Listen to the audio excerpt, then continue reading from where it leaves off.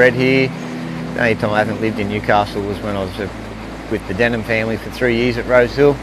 But other than that, born and bred here in Newcastle, and yeah, down and out Newcastle Knights fans, so we love it here. You got the best of both worlds. Beautiful training facilities, you know, everything here. We've got poly track, 2 grass tracks, sand track, swimming pool. You know, great environment for the horses.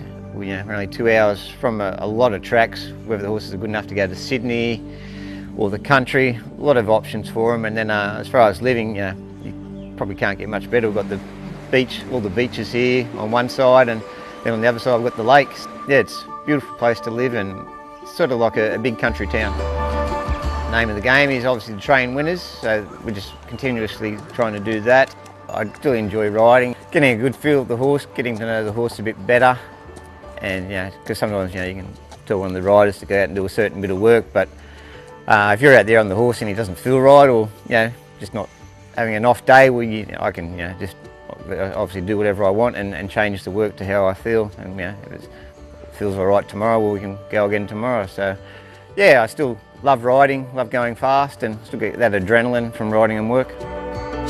I just had no ambitions to become a big trainer, what most of them do, just the way I was brought up too.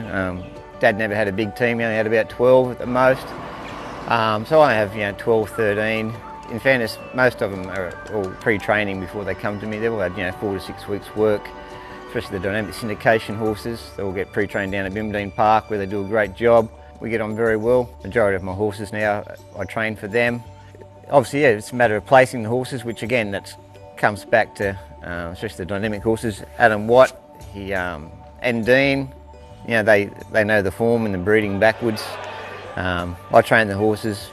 We pick the races together. They've got their form gurus that they use, and are very successful at, most of the time, picking the right race and right venue to suit the horse. And we're very lucky that way. Generally it works out that we get a good result. Recommendation tackled by Hard to Say the outside, and Hard to Say goes home best. Hard to Say for dynamic syndications. They purchased him at the Magic Millions, and I've had him since as a yearling, and he's been very good for us. He had his first start in the Breeders' Plate, and he's been very consistent throughout his whole career. And whilst he hasn't won a listed or group race at the moment, he's knocking on the door.